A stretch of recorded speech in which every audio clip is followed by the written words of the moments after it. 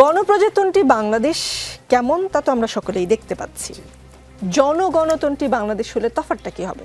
মানে জ্যাম কমে যাবে, বায়ু দূষণ কমবে, মিথ্যা মামলা বন্ধ হবে, সুশিক্ষার সুস্বাস্থ্য নিশ্চিত হবে, শিশুর ডান চোখের বদলে বাম চোখ বা বাম চোখের বদলে ডান চোখের যে অপারেশন সেটা বন্ধ হবে, মেট্রো রেলের পিলারের পাশে শিশু ধর্ষণ বন্ধ হবে, কেউ কোনোদিন আর ভোট চুরি করার সাহস পাবে না, সেটা কি হবে? এটি ডিপেন্ড করবে যারা রাজনীতি করবে, আগামী দিনে যারা রাজনৈতিক দল হিসাবে কিংবা রাজনীতি হিসাবে মানুষের জন্য রাজনীতি করবে তাদের উপর, এবং একই সাথে সামগ্রিকভাবে যারা দেশের জনগণ আছে তাদের মনস্তাত্ত্বিক পরিবর্তনের উপরই বেশিরভাগ ডিপেন্ড করবে। তবে আমরা আশা করি যে গণপ্রজাতন্ত্রী যেটা চলে আসছিল গত 53 বছরে, সেখানে আমরা যেটি দেখেছিলাম যে সাংবিধানিকভাবে একজনের কাছে সর্বোচ্চ ক্ষমতা দেওয়ার ফলে যেটি হয়েছিল যে রাষ্ট্রের সকল ভালোর তারই একমাত্র ক্রেডিট, এবং রাষ্ট্রের সকল খারাপ যদি হয়ে থাকে তখন কিন্তু তিনি ক্রেডিট নিয়ে থাকেন না, এবং রাষ্ট্রের সবচেয়ে বড় গুরুত্বপূর্ণ সিদ্ধান্তগুলো শুধুমাত্র তিনি সিদ্ধান্ত নিয়ে থাকেন। এবং এই চর্চাটি শুধুমাত্র সরকার নয়, বরং বিদ্যমান যে রাজনৈতিক দলগুলো আছে সেই দলগুলোর মধ্য থেকে আমরা দেখেছি যে সর্বোচ্চ সিদ্ধান্ত শুধুমাত্র একজনের কাছ থেকে আসে। ফলে যেটি হচ্ছে যে একটি দলের মধ্যে যখন স্বৈরতান্ত্রিক একনায়কতান্ত্রিক ব্যবস্থা বিদ্যমান থাকে, সেই দলই যখন রাষ্ট্রীয় ক্ষমতায় যায় তখনই তারা হচ্ছে রাষ্ট্রীয়ভাবে তখন সেই একনায়কতন্ত্র কিংবা স্বৈরতন্ত্র প্রভাব বিস্তার করে, এবং সেটিতে আরও বেশি সহযোগিতা করে 72 সালে যে সংবিধান প্রণয়ন করা হয়েছিল সেই সংবিধানে সর্বোচ্চ ক্ষমতা প্রধানমন্ত্রী কেন্দ্রিক হওয়ার মাধ্যমে। ফলে আপনি যে সমস্যাগুলো বর্তমানে বলছেন, যানজট সমস্যা, এখানকার যে মেট্রো রেলে পথ শিশুর যে ধর্ষণের শিকার হয়েছে সেই সমস্যা কিংবা অন্য যে সমস্যার সমাধান হবে কিনা, এটি সামগ্রিকভাবে ডিপেন্ড করবে আমরা তো সিস্টেমটা পরিবর্তন করতে পারি। একই সাথে যারা এই সিস্টেমে নেতৃত্ব দিবে এবং যারা সামগ্রিক জনগণ আছে সবার সামগ্রিক পরিবর্তনের মাধ্যমে এটি একটি স্থায়ী পরিবর্তন হবে।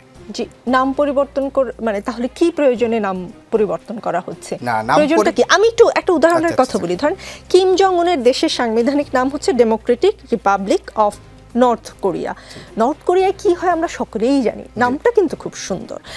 এই নাম বদলাতে মেলা টাকা খরচ হবে যতটা আন্দাজ করতে পারি আমার এই ক্ষুদ্র বুদ্ধিতে, কারণ প্রতিটি জায়গা থেকেই বাংলাদেশের নাম পরিবর্তন করতে হবে। নাম পরিবর্তন করলে আপনিই বলছেন মানুষগুলো না পাল্টালে আসলে নামটা পরিবর্তন করলে খুব একটা লাভ নেই, মানে আপনার কথা শুনে আমি যেটা বুঝলাম। তাহলে এই নাম পরিবর্তন না, নাম পরিবর্তনের কিছু তো সাংবিধানিক যারা নামটি সংবিধান সংস্কার কমিশন, তাদের যে কমিশন গঠিত হয়েছে তারা দীর্ঘ 3 মাস বিভিন্ন ধরনের অন্যান্য রাষ্ট্রের যে সংবিধান আছে এবং সামগ্রিক যে দালিলিক ভিত্তিগুলো আছে সেগুলো পর্যালোচনা করেই কিন্তু তারা কিন্তু এই নামটি কিন্তু দিয়েছেন। তো সেই জায়গার থেকে যেহেতু রাষ্ট্রের আগের যে পূর্বের যে নামটি ছিল সেই নামের জায়গা থেকে নতুন যে নামটি প্রস্তাব করা হয়েছে তার মাধ্যমে যেহেতু কাঠামোগত তারা পরিবর্তন প্রত্যাশা করছেন, সেটিও একটি গুরুত্বপূর্ণ ভূমিকা পালন রাখবে বলে আমি মনে করি।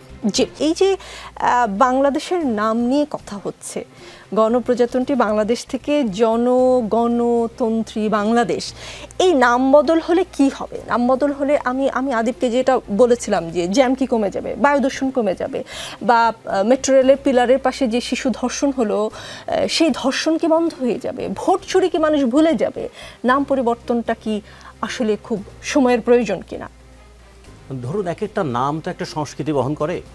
যখন রাজতন্ত্রের বিরুদ্ধে জনগণের বিরোধ ছিল, সংগ্রাম ছিল, মারমুখী প্রতিদ্বন্দ্বিতার মধ্যে দিয়ে রাজতন্ত্রকে উচ্ছেদ করে তারা বলেছেন যে এখন আর রাজতন্ত্র চলবে না, এখন তো প্রজাদের তন্ত্র চলবে। সেখান থেকে যেমন আমরা বলি ডেমোক্রেসি, এই শব্দটাও যখন এসেছিল সেই কতদিনের পুরনো শব্দ না, এখনও তো আমরা এটা ব্যবহার করছি। Demo means people, crazy means system. তো এখন যদি সেই দিক থেকে এটা আসে, কোন প্রজাতন্ত্র? যেটা গণমানুষের প্রজাতন্ত্র হবে, এটা রাজাদের তন্ত্র হবে না, গণমানুষের প্রজাতন্ত্র হবে। এই জন্য বিভিন্ন জায়গায় পিপুলস ডেমোক্রেটিক এর বাংলাটা এইভাবে বলা হয়েছে গণপ্রজাতন্ত্রী।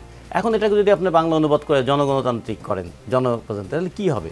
এখন তখন অনেকে বলবে আচ্ছা চীনে একটা বিপ্লব হয়েছিল মাও সেতুংয়ের নেতৃত্বে, তাকে অনেকে বলতেন এটা জনগণতান্ত্রিক বিপ্লব, এরা আবার চীনাপন্থী হয়ে গেল নাকি?